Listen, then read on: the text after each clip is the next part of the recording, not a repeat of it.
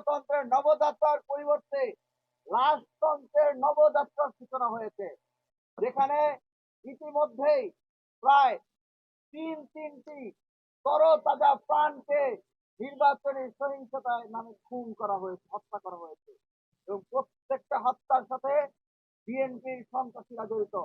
ইতিমধ্যেই প্রায় শতাধিক স্থানে নির্বাচনের সহিংসতায় বিরোধী পক্ষের বাড়ি ঘরের উপরে নৃশংস হামলা চালানো হয়েছে। ঢাকা বিশ্ববিদ্যালয়ের অসংখ্য শিক্ষার্থীর উপরে, অসংখ্য শিক্ষার্থীর পরিবারের উপরে শুধুমাত্র ভিন্ন মতের হওয়ার কারণে, শুধুমাত্র ধানের শীষে ভোট না দেওয়ার কারণে, শুধুমাত্র ভিন্ন রাজনৈতিক দলের প্রতিনিধিত্ব করার কারণে রক্তাক্ত হামলা করা হয়েছে। সেই হামলা সম্পর্কে দেশব্যাপী যে অরাজক পরিস্থিতি তৈরি হয়েছে, দেশব্যাপী যে রাজতন্ত্র মাফিয়া তন্ত্রের নতুন উত্থান, নতুন পদধ্বনি দেখা যাচ্ছে,